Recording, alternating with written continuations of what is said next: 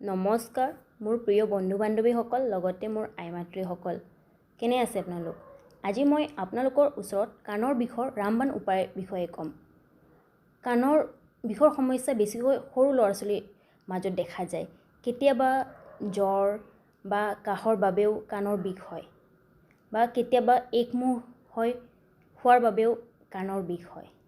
যাৰ বাবে সৰু ল'ৰা ছোৱালীয়ে মাজনিশা কান্দিবলৈ আৰম্ভ কৰে আমি প্ৰথমতে জানিম কাণৰ বিষ হয় কিয় যদি আপোনালোকৰ কাণ লেতেৰা হৈ থাকে তেতিয়া হ'লেও আপোনালোকৰ কাণৰ বিষ হ'ব বা আপোনালোকে যদি পিন এৰে কাণ খুজায় তেতিয়াও আপোনালোকৰ কাণৰ বিষ হোৱা হ'ব পাৰে বা আপোনালোকে কেতিয়াবা ক'ৰবা দুখ পায় তেতিয়াও কাণৰ বিষ হয় বা কাণত পিপিৰা বা অন্য কীট পতংগ সোমালে বা কেতিয়াবা গল দাঁত বা জিভা আদিৰ বাবেও কাণৰ বিষ হয় এতিয়া আমি জানিম কেইটামান ঘৰুৱা উপায়ৰ বিষয়ে যাৰ সহায়েৰে আপোনালোকৰো লগতে সৰু ল'ৰা ছোৱালীৰো কাণৰ বিষ ভাল কৰিব পাৰিব আহক তেনেহ'লে জানো সেই উপায়কেইটা কি কি এক নম্বৰতে তুলসী পাত আপোনালোকে 5-6টামান তুলসী পাত ল'ব তাৰপিছত তাৰে ৰস ওলাব তাৰপিছত আপোনালোকে এটা চামুচ ল'ব চামুচত আপোনালোকে সেই ৰস আপোনালোকে গৰম কৰিব তাৰপিছত গৰম কৰি লৈ আপোনালোকে যেতিয়া ঠাণ্ডা হ'ব সেই ৰস আপোনালোকে কাণত দিব এনেকুৱা কৰিলেও চাব আপোনালোকৰ যি কাণৰ বিষ আপোনালোকৰ লগে লগে ভাল হৈ যাব দ্বিতীয়তে পুদিনাৰ পাত আপোনালোকে পুদিনাৰ পাতো ল'ব পাৰে আপোনালোকে 5-6টামান পুদিনাৰ পাত ল'ব তাৰপিছত পুদিনাৰ পাতৰ আপোনালোকে ভালদৰে মিক্সিত গুড়া কৰি তাৰে ৰস ওলাই ল'ব তাৰপিছত আপোনালোকে কাণৰ য'ত বিষ হৈছে আপোনালোকে পুদিনাৰ ৰস দি দিব এনেকুৱা কৰিলেও চাব আপোনালোকৰ যি কাণৰ বিষ আপোনালোকৰ ভাল হ'ব তৃতীয়তে আমৰ পাত আপোনালোকে ফ্ৰেছ আমৰ পাত ল'ব 2টামান তাৰপিছত আপোনালোকে আমৰ পাত ভালদৰে খুন্দি তাৰ ৰস ওলাই ল'ব তাৰপিছত আপোনালোকে সেই ৰস আপোনালোকে কাণত দিব এনেকুৱা কৰিলেও আপোনালোকৰ যি কাণৰ বিষ বা সৰু ল'ৰা ছোৱালীৰ কাণৰ বিষ সেই কাণৰ বিষটো ভাল হ'ব চতুৰ্থতে শোৱা কপোৰ আৰু ঘি আপোনালোকে ঘি ল'ব আৰু আপোনালোকে শোৱা কপোৰ ল'ব তাৰপিছত শোৱা কপোৰটো গুড়া কৰি আপোনালোকে ঘিত দি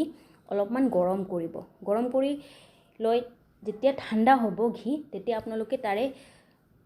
অলপমান 1 বুন বা 2 বুন আপোনালোকে কাণত দিব এনেকুৱা কৰিলেও চাব আপোনালোকৰ যি কাণৰ বিষ হৈছে আপোনালোকৰ লগে লগে ভাল হ'ব পঞ্চমতে নাৰিকল তেল আপোনালোকে অলপমান নাৰিকল তেল ল'ব তাৰপিছত আপোনালোকে অলপমান গৰম কৰি ল'ব কুহুমীয়া গৰম কৰাৰ পিছত আপোনালোকে অলপ ঠাণ্ডা হ'বলৈ দি আপোনালোকে কাণত দিব এনেকুৱা কৰিলেও আপোনালোকৰ যি কাণৰ বিষ বা সৰু ল'ৰা ছোৱালীৰ কাণৰ বিষ ভাল হ'ব ষষ্ঠতে মূলা আৰু সৰিয়হৰ তেল আপোনালোকে মূলাৰ ৰস ওলাই ল'ব আৰু আপোনালোকে সৰিয়হৰ তেল ল'ব অলপমান তাৰপিছত আপোনালোকে অলপমান গৰম কৰিব গৰম কৰি তাৰপিছত আপোনালোকে ঠাণ্ডা হ'বলৈ দি সেই ৰস আপোনালোকে কাণত দিব এনেকুৱা কৰিলেও আপোনালোকৰ বা সৰু ল'ৰা ছোৱালীৰ যি কাণৰ বিষ সেই কাণৰ বিষ ভাল হ'ব সপ্তমতে আদা আপোনালোকে এটুকুৰা আদা ল'ব আদা লৈ আপোনালোকে তাৰে ৰস ওলাব ৰস ওলাই আপোনালোকে সেই ৰস গৰম কৰিব গৰম কৰি ঠাণ্ডা হ'বলৈ দি তাৰপিছত সেই ৰস আপোনালোকৰ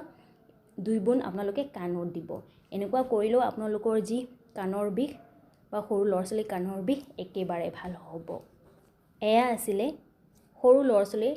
কাণৰ বিষ ভাল কৰা ৰামবাণ উপায় যদি আপোনালোকক এই ভিডিঅ'টি ভাল লাগিছে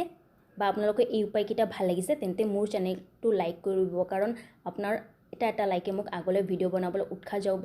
যোগাব লগতে মোক কমেণ্ট কৰি জনাব কেনেকুৱা লাগে মোৰ ভিডিঅ'টো বা আগলৈ কিবা বিষয়ে জানিব বিচাৰিছে নেকি মোক কমেণ্ট কৰি জনাব লগতে মোৰ ভিডিঅ'বোৰ শ্বেয়াৰ কৰিব যাতে সকলোৱে গম পায়